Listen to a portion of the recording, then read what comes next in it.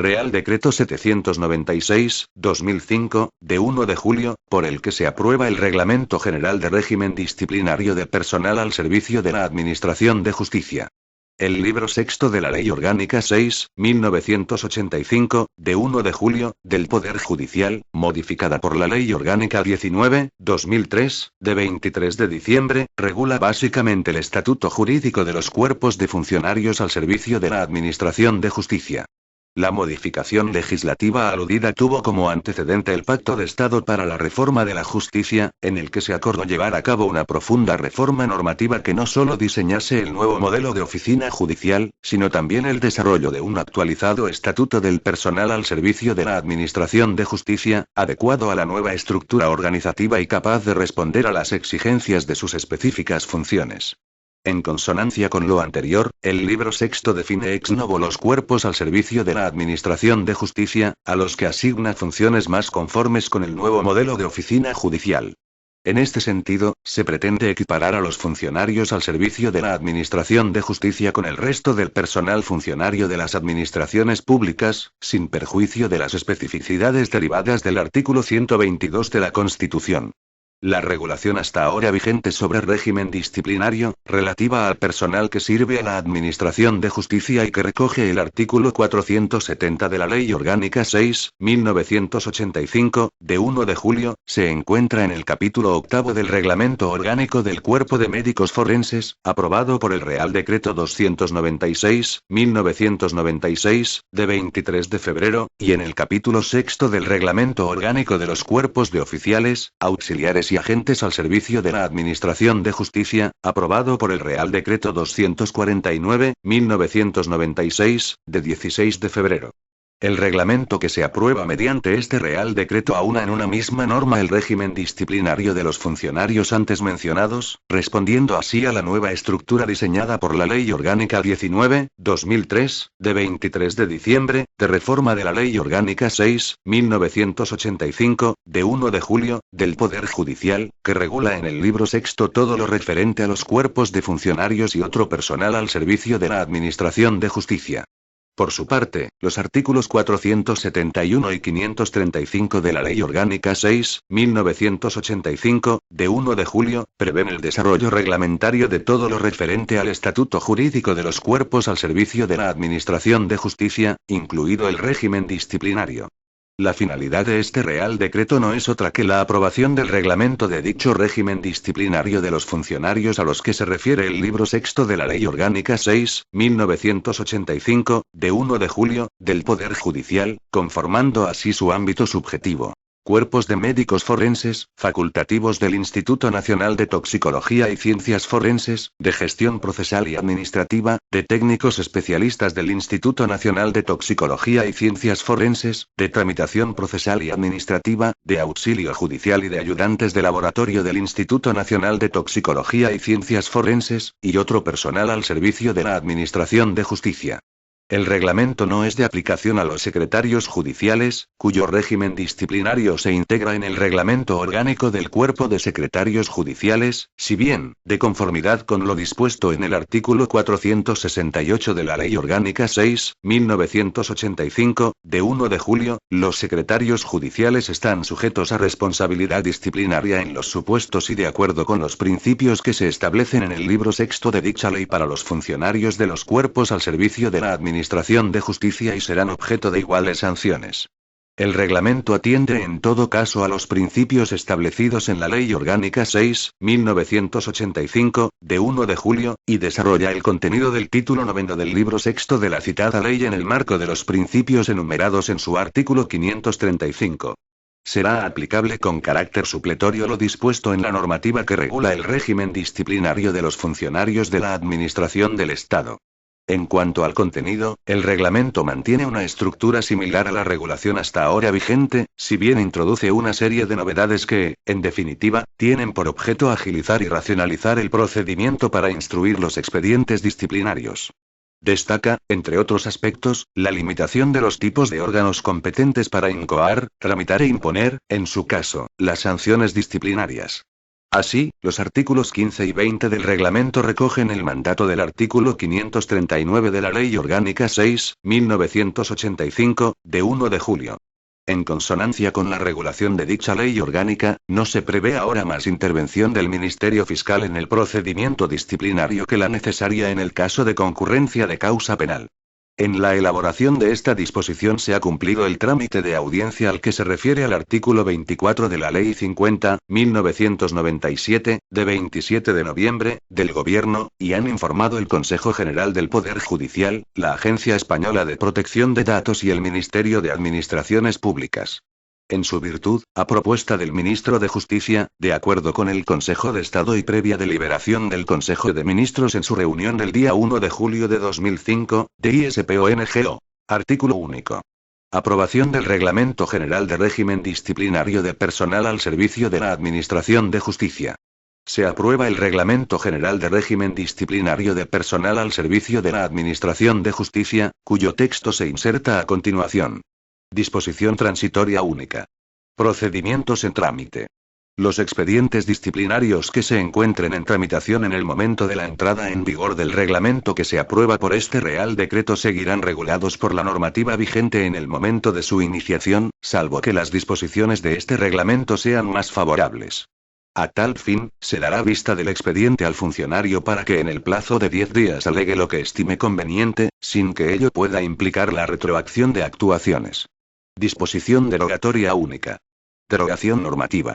Queda derogado el capítulo 8 sobre régimen disciplinario del Reglamento Orgánico del Cuerpo de Médicos Forenses, aprobado por el Real Decreto 296/1996, de 23 de febrero, y el capítulo 6 sobre régimen disciplinario del Reglamento Orgánico de los Cuerpos de Oficiales, Auxiliares y Agentes al Servicio de la Administración de Justicia, aprobado por el Real Decreto 249/1996, de 16 de febrero. Disposición final única. Entrada en vigor. El presente Real Decreto entrará en vigor el día siguiente al de su publicación en el Boletín Oficial del Estado. Dado en Valencia, el 1 de julio de 2005.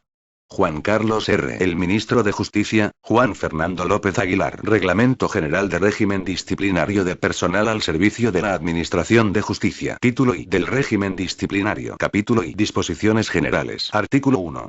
Objeto. Este reglamento tiene por objeto regular el régimen disciplinario de los funcionarios al servicio de la Administración de Justicia, sin perjuicio de las disposiciones complementarias que, en el ejercicio de las competencias reconocidas en la Ley Orgánica 6/1985, de 1 de julio, del Poder Judicial, dicten en materia de régimen disciplinario las comunidades autónomas que hayan recibido los traspasos de medios personales para el funcionamiento de la Administración de Justicia, disposiciones que, en todo caso, deberán respetar lo establecido en este reglamento. Artículo 2. Ámbito de aplicación. 1. Este reglamento será de aplicación a los funcionarios de carrera que integren los siguientes cuerpos. A. Cuerpo de Gestión Procesal y Administrativa. B. Cuerpo de Tramitación Procesal y Administrativa. C. Cuerpo de Auxilio Judicial. D. Cuerpo de Médicos Forenses. E. Cuerpo de Facultativos del Instituto Nacional de Toxicología y Ciencias Forenses. F. Cuerpo de Técnicos Especialistas del Instituto Nacional de Toxicología y Ciencias Forenses. G. Cuerpo de Ayudantes de Laboratorio del Instituto Nacional de Toxicología y Ciencias Forenses. 2. El reglamento también será de aplicación a los funcionarios interinos que desarrollen funciones propias de los cuerpos enumerados en el apartado anterior, así como a los funcionarios en prácticas que participen en procesos de selección para acceder a ellos. Artículo 3. Principios y garantías del procedimiento disciplinario. 1. El procedimiento disciplinario regulado en este reglamento reconoce al funcionario expedientado, además de los reconocidos por el artículo 35 de la Ley 30/1992, de 26 de noviembre, de régimen jurídico de las administraciones públicas y del procedimiento administrativo común, los siguientes derechos. A. A la presunción de inocencia. B. A ser notificado del nombramiento de instructor y secretario, así como a recusarles. C. A ser notificado de los hechos imputados, de la infracción que constituyan y de las sanciones que, en su caso, puedan imponerse, así como de la resolución sancionadora. D. A formular alegaciones. E. A proponer cuantas pruebas sean adecuadas para la determinación de los hechos. F. A poder actuar en el procedimiento asistido del letrado o de los representantes sindicales que determine. 2. No podrán aplicarse al funcionario expedientado preceptos contrarios o más restrictivos que los establecidos en este reglamento. 3. Siempre respetando lo dispuesto en los artículos 537 y 538 de la Ley Orgánica 6/1985, de 1 de julio, deberá guardarse la debida proporcionalidad entre la falta cometida y la sanción impuesta. 4. No podrá exigirse responsabilidad disciplinaria por hechos cometidos con posterioridad a la pérdida de la condición de funcionario. Artículo 4. Concurrencia de responsabilidad patrimonial o penal. 1. El régimen disciplinario establecido en este reglamento se entiende sin perjuicio de la responsabilidad patrimonial o penal en que puedan incurrir los funcionarios, que se hará efectiva en la forma que determine la ley. 2. Cuando de la instrucción de un procedimiento disciplinario resulte la existencia de indicios fundados de la comisión de una infracción penal, el instructor suspenderá su tramitación y lo pondrá en conocimiento de la autoridad que hubiera ordenado la incoación para su oportuna comunicación al Ministerio Fiscal. 3. La incoación de un procedimiento penal no será obstáculo para la iniciación de un expediente disciplinario por los mismos hechos, pero no se dictará resolución en este hasta tanto no haya recaído sentencia o auto de sobreseimiento firmes en la causa penal. En todo caso, la declaración de hechos probados contenida en la resolución que pone término al procedimiento penal vinculará a la resolución que se dicte en el expediente disciplinario, sin perjuicio de la distinta calificación jurídica que puedan merecer en una y otra vía. 4. Solo podrá recaer sanción penal y disciplinaria sobre los mismos hechos cuando no hubiera identidad de fundamento jurídico y bien jurídico protegido. Artículo 5. Comunicaciones a los órganos de representación de los funcionarios. 1. Cuando se incoe un expediente disciplinario a un funcionario que tenga la condición de delegado sindical, delegado de personal o cargo electivo en el nivel provincial, autonómico o estatal en las organizaciones sindicales, deberá notificarse dicha incoación a la correspondiente sección sindical, junta de personal o central sindical, según proceda, para que puedan ser oídas durante la tramitación del procedimiento. Dicha notificación deberá, asimismo, realizarse cuando la incoación del expediente se practique dentro del año siguiente al cese del expedientado en alguna de las condiciones enumeradas en el párrafo anterior. También deberá realizarse si el afectado por el procedimiento disciplinario es candidato durante el período electoral. 2. Cuando se trate de funcionarios que se encuentren afiliados a un sindicato, se notificará la incoación del expediente a dicho sindicato y a la junta de personal, siempre que, preguntado al efecto, el funcionario no exprese su oposición a tal comunicación. 3. Cuando se trate de un funcionario sin afiliación sindical, se comunicará la incoación a la junta de personal, siempre que el funcionario, igualmente consultado, no se oponga de dicha comunicación. Capítulo I. Faltas disciplinarias. Artículo 6. Clases de faltas. Las faltas disciplinarias cometidas por los funcionarios en el desempeño de sus puestos de trabajo podrán ser muy graves, graves y leves. Artículo 7. Faltas muy graves. Se consideran faltas muy graves. A. El incumplimiento del deber de fidelidad a la Constitución en el ejercicio de la función pública. B. Toda actuación que suponga discriminación por razón de sexo, raza, religión, lengua, opinión, lugar de nacimiento o vecindad o cualquier otra condición o circunstancia personal o social. C. El abandono del servicio. D. La emisión de informes o la adopción de acuerdos o resoluciones manifiestamente ilegales, cuando se cause perjuicio grave al interés público o se lesionen derechos fundamentales de los ciudadanos. E. La utilización indebida de la documentación o información a que tengan o hayan tenido acceso por razón de su cargo o función. F. La negligencia en la custodia de documentos que dé lugar a su difusión o conocimiento indebidos. G. El incumplimiento reiterado de las funciones inherentes al puesto de trabajo o de las funciones encomendadas. H. La utilización de las facultades que tenga atribuidas, para influir en procesos electorales de cualquier naturaleza y ámbito. I. El incumplimiento de las decisiones judiciales cuya ejecución tengan encomendada.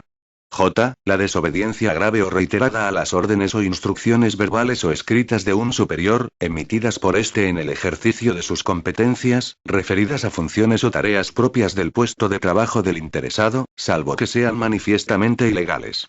K. La utilización de la condición de funcionario para la obtención de un beneficio indebido para sí o para un tercero. L. La realización de actividades declaradas incompatibles por la ley. M. La inobservancia del deber de abstención, a sabiendas de que concurre alguna de las causas legalmente previstas. N. Los actos que impidan el ejercicio de los derechos fundamentales, de las libertades públicas y de los derechos sindicales. Ñ. El incumplimiento del deber de atender los servicios esenciales en caso de huelga. O. El acoso sexual. P. La agresión grave a cualquier persona con la que se relacione en el ejercicio de sus funciones. Q. La arbitrariedad en el uso de autoridad que cause perjuicio grave a los subordinados o al servicio. R. Las acciones y omisiones que hayan dado lugar en sentencia firme a una declaración de responsabilidad civil contraída en el ejercicio de la función por dolo o culpa grave. S. La comisión de una falta grave cuando hubiese sido anteriormente sancionado por otras dos graves que hayan adquirido firmeza, sin que hubieran sido canceladas o procedido la cancelación de las anotaciones correspondientes. Artículo 8. Faltas graves. Se consideran faltas graves. A. La desobediencia expresa a las órdenes o instrucciones de un superior, emitidas por éste en el ejercicio de sus competencias, referidas a funciones o tareas propias del puesto de trabajo del interesado, salvo que sean manifiestamente ilegales. B. El incumplimiento de las decisiones judiciales cuya ejecución les ha sido encomendada, cuando no constituya falta muy grave. C. El abuso de autoridad en el ejercicio de sus funciones cuando no constituya falta muy grave. D. La negligencia en la custodia de documentos, así como la utilización indebida de estos o de la información que conozcan por razón del cargo, cuando tales conductas no constituyan falta muy grave. E. La tercera falta injustificada de asistencia en un período de 3 meses. F. La negligencia o retraso injustificado en el cumplimiento de las funciones inherentes al puesto de trabajo o de las funciones encomendadas cuando no constituya un notorio incumplimiento de estas. G. El ejercicio de cualquier actividad susceptible de compatibilidad, conforme a lo dispuesto en la Ley 53.1984, de 26 de diciembre, sobre incompatibilidades del personal al servicio de las administraciones públicas, sin obtener la pertinente autorización o habiéndola obtenido con falta de veracidad en los presupuestos alegados. H. La falta de consideración grave con los superiores, iguales o subordinados, así como con los profesionales o ciudadanos. I. Causar daño grave en los documentos o material de trabajo, así como en los locales destinados a la prestación del servicio. J. La utilización inadecuada de los medios informáticos y materiales empleados en el ejercicio de sus funciones y el incumplimiento de las instrucciones facilitadas para su utilización, así como la indebida utilización de las claves de acceso a los sistemas informáticos. K. Las acciones u omisiones dirigidas a eludir los sistemas de control de horarios o a impedir que sean detectados los incumplimientos injustificados de la jornada de trabajo. L. Dejar de promover la exigencia de la responsabilidad disciplinaria que proceda al personal que integre su oficina, cuando conociera o debiera conocer el incumplimiento grave por este de los deberes que le corresponda. M. Obstaculizar las labores de inspección. N. Promover su abstención de forma claramente injustificada. Ñ. El reiterado incumplimiento del horario de trabajo sin causa justificada. O. La comisión de una falta de carácter leve si hubiera sido sancionado anteriormente por resolución firme por otras 2 leves, sin que hubieran sido canceladas o procedido la cancelación de las correspondientes anotaciones. Artículo 9. Faltas leves. Se consideran faltas leves. A. La falta de consideración con los superiores, iguales o subordinados, así como con los profesionales o ciudadanos, cuando no constituya una infracción más grave. B. El incumplimiento de los deberes propios de su cargo o puesto de trabajo o la negligencia en su desempeño, siempre que tales conductas no constituyan infracción más grave. C. El retraso injustificado en el cumplimiento de sus funciones cuando no constituya falta más grave. D. La ausencia injustificada por un día. E. El incumplimiento del horario de trabajo sin causa justificada cuando no constituya falta grave. Capítulo I. Personas responsables. Artículo 10. Personas responsables. Además de los autores, serán responsables disciplinariamente los superiores que consintieran las faltas muy graves y graves, así como quienes las indujeran o encubrieran, cuando de dichos actos se deriven graves daños para la administración o los ciudadanos. Capítulo I. Sanciones disciplinarias. Artículo 11. Sanciones. No podrá imponerse sanción por la comisión de falta muy grave o grave, sino en virtud de expediente disciplinario instruido al efecto mediante el procedimiento establecido en el título segundo. Para la imposición de sanciones por faltas leves no será preceptiva la previa instrucción del expediente, salvo el trámite de audiencia al interesado regulado en el artículo 23. Artículo 12. Clases de sanciones. Las sanciones que se pueden imponer a los funcionarios por las faltas cometidas en el desempeño de sus puestos de trabajo son: A. Apercibimiento. B. Suspensión de empleo y sueldo. C. Traslado forzoso fuera del municipio de destino. D. Separación del servicio. Artículo 13. Faltas y sanciones. 1. Las faltas leves solo podrán ser corregidas con apercibimiento. 2.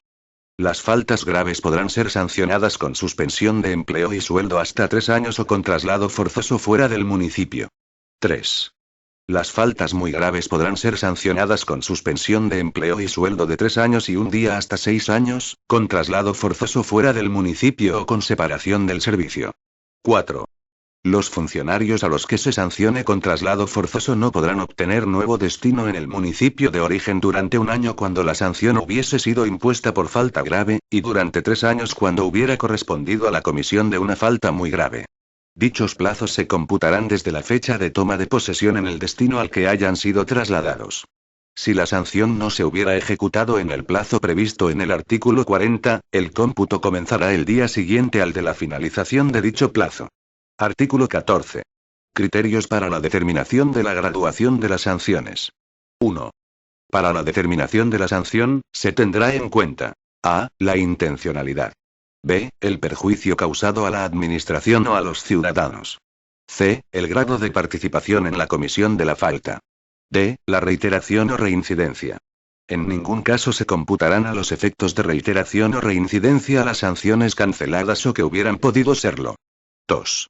La determinación motivada de la clase de sanción que se imponga por falta grave o muy grave se hará atendiendo al número y entidad de los presupuestos anteriormente señalados que hayan concurrido en la comisión de la falta.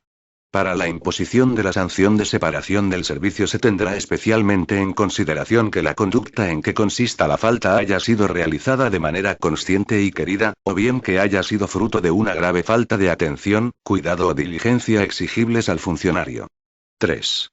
La sanción de suspensión de empleo y sueldo no podrá exceder de la mitad de su duración máxima cuando los hechos objeto del expediente hubieran sido cometidos por negligencia y el perjuicio ocasionado a la administración o a los ciudadanos no merezca el calificativo de grave.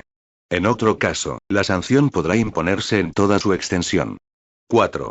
Dentro de los límites mínimo y máximo resultantes de la aplicación de la regla anterior, la duración concreta de la sanción de suspensión de empleo y sueldo se determinará de forma motivada en la resolución y en atención a las circunstancias concurrentes en la falta y en el infractor, y especialmente a las siguientes. Si la falta se agotó en un único acto o supuso una conducta repetida en el tiempo, o si el funcionario expedientado hubiera procedido a reparar o disminuir las consecuencias de la falta cometida.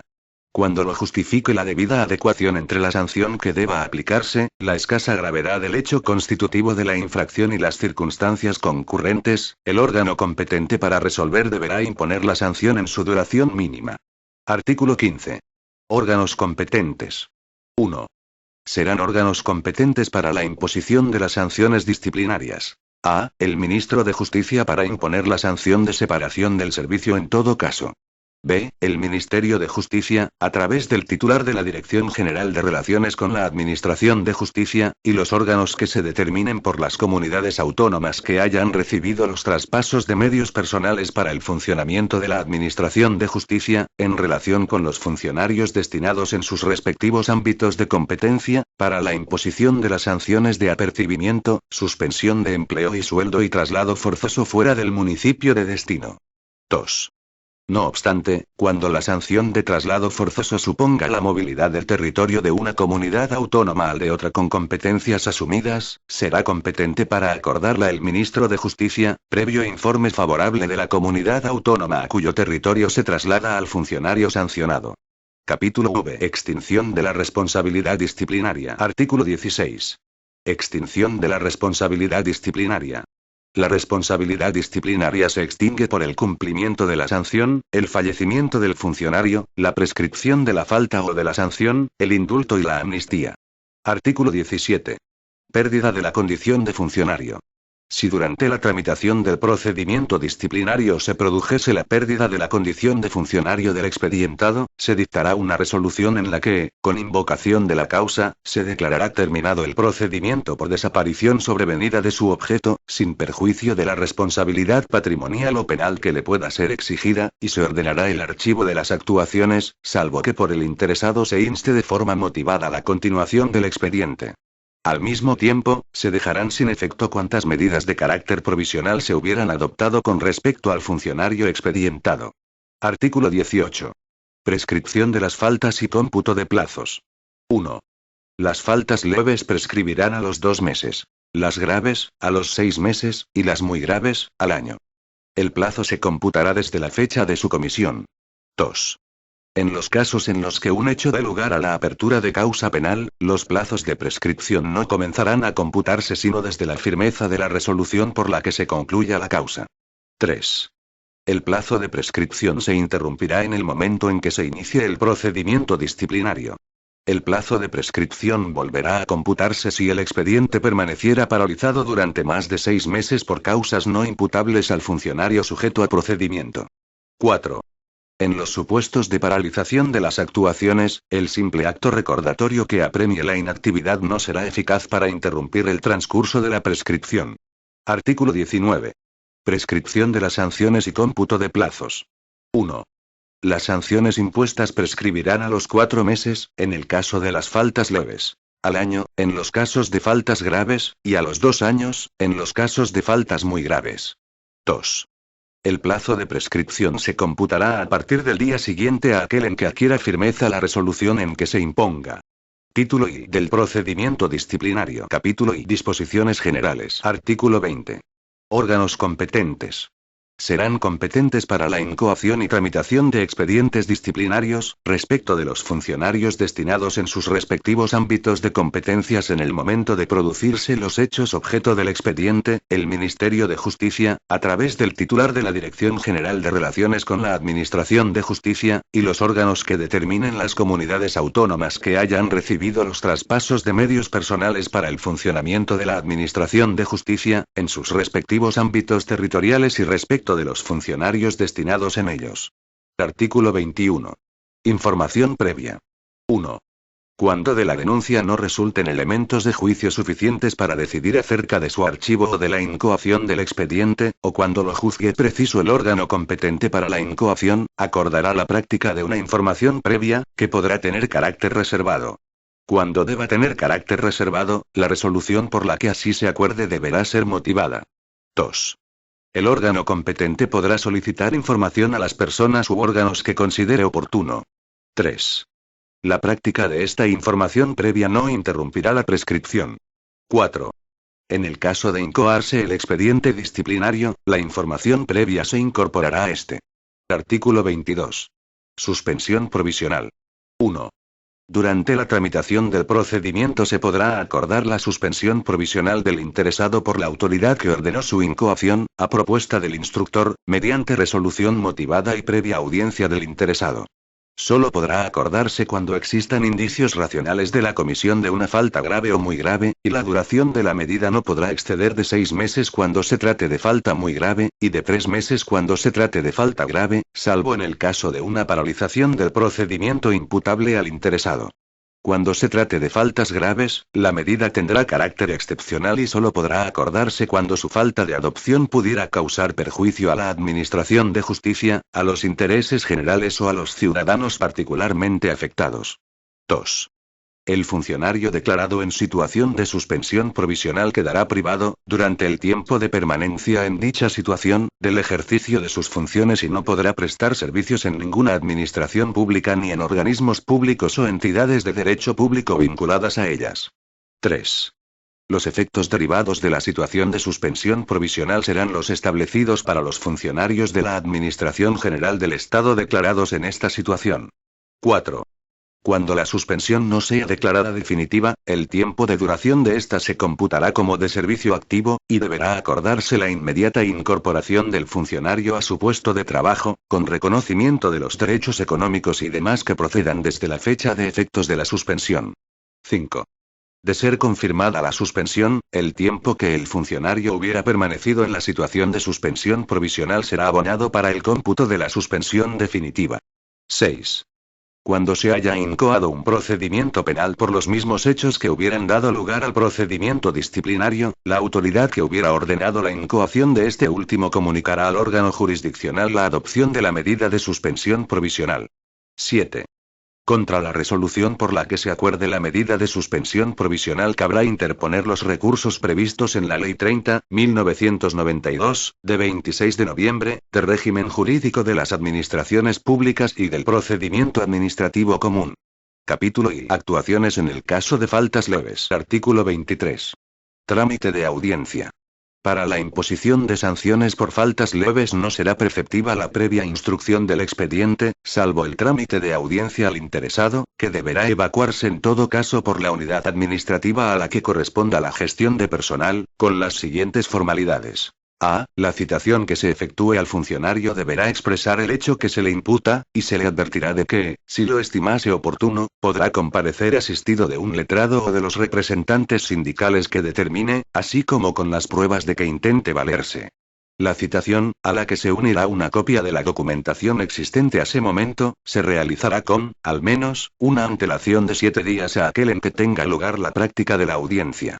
B. Si la prueba fuese testifical y los testigos propuestos se negasen a comparecer a su instancia, lo comunicará a la unidad administrativa con una antelación, al menos, de 72 horas a la fecha señalada para el trámite de audiencia, para que sean citados de oficio por aquella. C. Verificado el trámite de audiencia y practicadas las pruebas propuestas, en su caso, la unidad administrativa elevará lo actuado a la autoridad competente para dictar resolución. Si se hubiera denegado la práctica de alguna prueba solicitada por el funcionario, en dicha resolución deberá motivarse tal denegación. D. Serán de aplicación a los funcionarios de la unidad administrativa a cuyo cargo esté la realización de estos trámites las normas relativas a la abstención y recusación establecidas en el artículo 28. Artículo 24. Transformación de las actuaciones.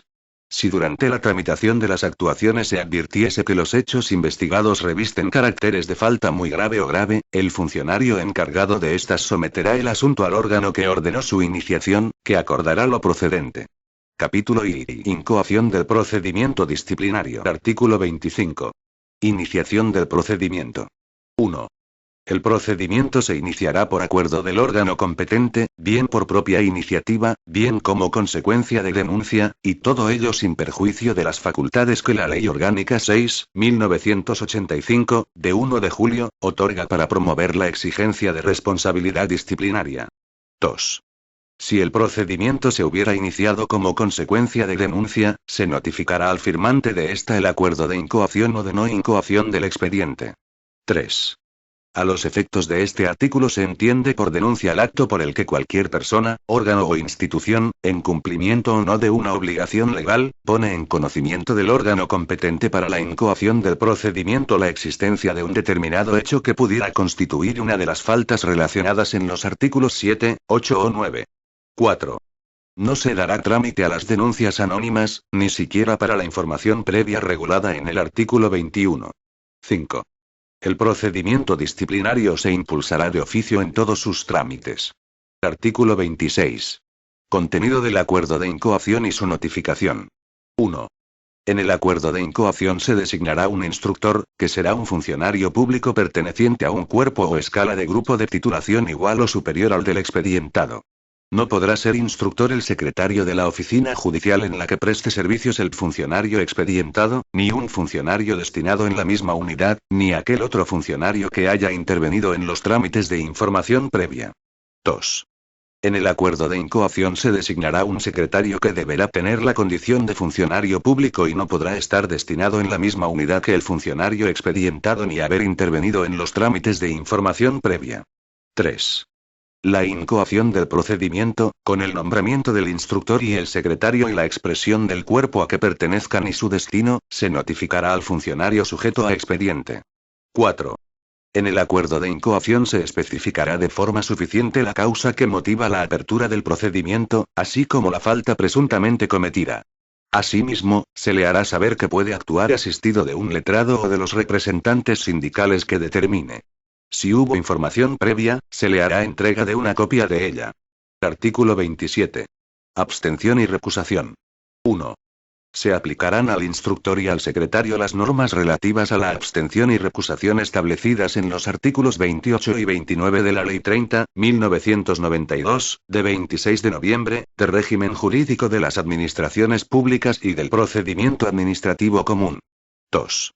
El derecho de recusación podrá ejercitarse desde el momento en que sean notificadas al interesado la identidad del instructor y la del secretario, y durante toda la instrucción del expediente. 3. La abstención y la recusación se plantearán mediante un escrito motivado ante la autoridad que acordó el nombramiento, que resolverá en el término de 3 días. En el caso de recusación, se dará audiencia al recusado con la mayor brevedad posible, y el plazo de 3 días comenzará a contar tras haber sido oído. 4.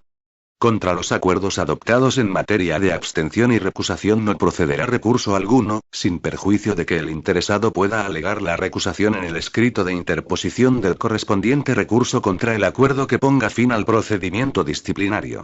Capítulo I. Instrucción. Artículo 28. Primeras actuaciones instructoras. 1. El instructor practicará cuantas pruebas y actuaciones sean necesarias para la determinación y comprobación de los hechos y responsabilidades susceptibles de sanción, con intervención del interesado, que podrá actuar desde el inicio del expediente asistido de abogado o de los representantes sindicales que determine, acreditados por su sindicato. 2. Como primeras actuaciones, el instructor procederá a tomar declaración al interesado, a quien dará copia de esta, y a evacuar cuantas diligencias se deduzcan de la comunicación o denuncia que motivó la incoación del expediente y de lo que aquel hubiera alegado en su declaración. El interesado designará en dicho acto el domicilio a los efectos de notificaciones. Artículo 29. Contenido del pliego de cargos y proposición de pruebas. 1. A la vista de las actuaciones practicadas, y en un plazo no superior a un mes contado a partir de la notificación de la apertura del procedimiento, el instructor formulará, si procediese, pliego de cargos, en el que se expondrán los hechos imputados con expresión, en su caso, de la falta presuntamente cometida y de las sanciones que puedan ser de aplicación. En caso contrario, propondrá el archivo del expediente. El instructor, excepcionalmente y siempre por causas justificadas y debidamente motivadas, podrá solicitar por una sola vez a la autoridad que ordenó la incoación del procedimiento la ampliación del plazo referido en el párrafo anterior por otro de 15 días, salvo en el caso de que no se hubiera recibido el resultado de diligencias de prueba acordadas a instancia del funcionario expedientado, o de oficio por el instructor. En tal supuesto, la ampliación de plazo será de un mes. Tal decisión se notificará al expedientado. 2. El pliego de cargos deberá redactarse de modo claro y preciso, en párrafos separados y numerados por cada uno de los hechos imputados al funcionario. El instructor deberá proponer en el momento de elaborar el pliego de cargos, a la vista del resultado de las actuaciones practicadas, el mantenimiento o levantamiento de la medida de suspensión provisional que, en su caso, se hubiera adoptado. 3. El pliego de cargos, junto con una copia de las actuaciones y diligencias practicadas, se notificará al interesado para que en el plazo de 10 días pueda contestarlo con las alegaciones que resulten convenientes, con la aportación de cuantos documentos considere de interés y la proposición de las demás pruebas que estime necesarias para su defensa. Artículo 30. Resolución sobre admisión de pruebas. 1.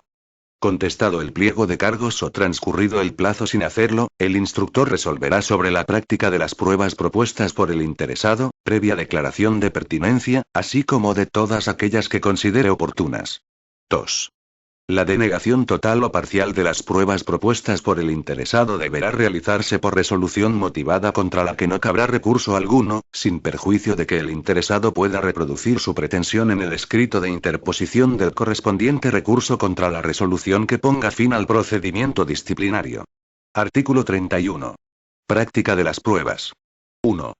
La resolución por la que se acuerde la práctica de las pruebas se notificará al interesado de forma fehaciente, para que pueda intervenir en su práctica en la forma que el instructor determine motivadamente. En el caso de que se hayan admitido pruebas distintas de la documental, la notificación se realizará con una antelación mínima de 48 horas a la práctica de dichas pruebas. 2. Las pruebas se practicarán a presencia del instructor y del secretario, quien levantará acta de su resultado. El secretario estará encargado de que el expediente se encuentre debidamente ordenado y foliado, de modo que no exista riesgo de pérdida de ningún documento. 3. El funcionario podrá intervenir en la práctica de las pruebas asistido de su abogado o de los representantes sindicales que determine. 4. Para la práctica de las pruebas se dispondrá del plazo de un mes. Artículo 32. Traslado al interesado para formular alegaciones. 1. Cumplimentadas las precedentes diligencias, el instructor pondrá de manifiesto el expediente al interesado con carácter inmediato para que en el plazo de 10 días alegue lo que estime pertinente a su defensa y aporte cuantos documentos considere de interés. 2. Se facilitará una copia completa del expediente al interesado cuanto éste así lo solicite. Artículo 33. Propuesta de resolución. 1. Cumplido lo anterior, en el plazo de los 15 días siguientes el instructor formulará la propuesta de resolución en la que se fijarán con precisión los hechos, que deberán guardar relación con los que se hicieron constar en el pliego de cargos y con las pruebas practicadas, se hará su valoración jurídica para determinar la falta que se considere cometida, señalándose la responsabilidad del funcionario, y se indicará la sanción que se estime procedente imponer de acuerdo con lo establecido en el artículo 14 o, en su caso, se propondrá el archivo del expediente. 2. Dicha propuesta de resolución se notificará por el instructor al interesado para que, en el plazo de 15 días, alegue cuanto considere conveniente en su defensa. Artículo 34. Remisión a la autoridad competente. Contestada la propuesta de resolución o transcurrido el plazo sin alegación alguna, se remitirá, con carácter inmediato, el expediente completo a la autoridad que hubiera ordenado la incoación del procedimiento para la decisión que proceda. Artículo 35. Remisión en caso de incompetencia. Cuando la autoridad que hubiera ordenado la incoación del expediente entienda procedente la imposición de una sanción que no esté dentro de su competencia, lo remitirá junto con su propuesta a la autoridad que sea competente. Artículo 36. Devolución del expediente al instructor. 1. El órgano competente para imponer la sanción podrá devolver el expediente al instructor para la práctica de las diligencias imprescindibles para la resolución. 2. En tal caso, el instructor, antes de remitir de nuevo el expediente al órgano competente para imponer la sanción, dará vista de lo actuado al funcionario expedientado, para que en el plazo de 10 días alegue cuanto estime conveniente. Capítulo V. Terminación. Artículo 37. Resolución. 1. La resolución, que pone fin al procedimiento disciplinario, deberá adoptarse en el plazo de 15 días desde la recepción del expediente por la autoridad competente y se pronunciará sobre todas las cuestiones planteadas en este. 2. La resolución que ponga fin al procedimiento disciplinario deberá determinar con toda precisión la falta que se estime cometida, señalará los preceptos en que aparezca recogida, el funcionario responsable y la sanción que se impone. 3.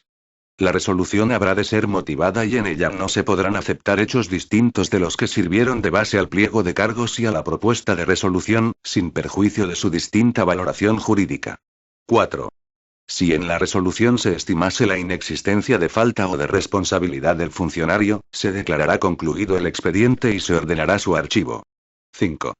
En la resolución que ponga fin al procedimiento, tanto si es sancionadora como de conclusión y archivo, se harán las declaraciones oportunas en orden a la medida de suspensión provisional que se hubiera podido adoptar durante la tramitación del procedimiento. 6. La resolución será notificada al interesado con expresión del recurso o recursos que quepan contra ella, el órgano ante el que han de presentarse y los plazos para interponerlos. 7. De las resoluciones por faltas muy graves han de ser informados en todo caso las juntas o delegados de personal correspondientes. También deberán ser informados cuando se trate de faltas graves, salvo que el funcionario sancionado, debidamente preguntado sobre este extremo, manifieste su oposición a dicha comunicación. 8. La resolución deberá ser notificada al jefe de la unidad u órgano en que desempeñe su puesto de trabajo el funcionario sancionado. Artículo 38. Duración del procedimiento disciplinario. La duración del procedimiento disciplinario no excederá de 12 meses. Vencido este plazo sin que se haya dictado y notificado la resolución que ponga fin al procedimiento, se producirá su caducidad. No se producirá la caducidad si el expediente hubiese quedado paralizado por causa imputable al interesado. Artículo 39. Recursos. El régimen de recursos aplicable a las resoluciones que pongan fin al procedimiento será el establecido en la Ley 30.1992, de 26 de noviembre, de régimen jurídico de las administraciones públicas y del procedimiento administrativo común. Artículo 40. Ejecución de las sanciones. Una vez agotada la vía administrativa, las sanciones disciplinarias se ejecutarán según los términos de la resolución en que se impongan y en el plazo máximo de un mes desde la notificación de la resolución al interesado, salvo cuando por causas justificadas se establezca otro distinto en dicha resolución. Artículo 41. Anotación de las sanciones. 1. Las sanciones disciplinarias serán anotadas en el Registro Central de Personal del Ministerio de Justicia, con expresión de las faltas que las motivaron. 2. Las comunidades autónomas que hayan recibido los traspasos de medios personales para el funcionamiento de la Administración de Justicia deberán dar cuenta al Ministerio de Justicia de las sanciones impuestas al personal destinado en ellas para su constancia en el citado registro. Artículo 42. Cancelación de la anotación de las sanciones. 1. La autoridad competente para sancionarlo es también para decretar la cancelación de la anotación correspondiente. 2. La anotación de la sanción de apercibimiento quedará cancelada, de oficio o a instancia del interesado, por el transcurso del plazo de 6 meses desde que adquirió firmeza, si durante ese tiempo no hubiera dado lugar el sancionado a otro procedimiento disciplinario que termine con la imposición de sanción. 3. La anotación de las restantes sanciones, excepto la de separación del servicio, podrá cancelarse de oficio o a instancia del interesado cuando hayan transcurrido, al menos, 2 o 4 años desde el cumplimiento de la sanción, según se trate de falta grave o muy grave, y si el interesado no hubiera dado lugar a nuevo procedimiento disciplinario que termine con la imposición de sanción desde la firmeza del acuerdo sancionador. 4. La cancelación borrará el antecedente a todos los efectos y deberá comunicarse de oficio al Registro Central de Personal. 5. En ningún caso se computarán a los efectos de reincidencia las sanciones cuyas anotaciones hayan sido canceladas o hubieran podido serlo. Disposición final única. Normativa de aplicación supletoria. Será de aplicación, en lo no previsto en este reglamento, con carácter supletorio y en lo que resulte procedente, lo dispuesto en la normativa reguladora del régimen disciplinario de los funcionarios de la Administración del Estado y en la Ley 30.1992, de 26 de noviembre, de régimen jurídico de las administraciones públicas y del procedimiento administrativo común. Este documento es de carácter informativo y no tiene valor jurídico.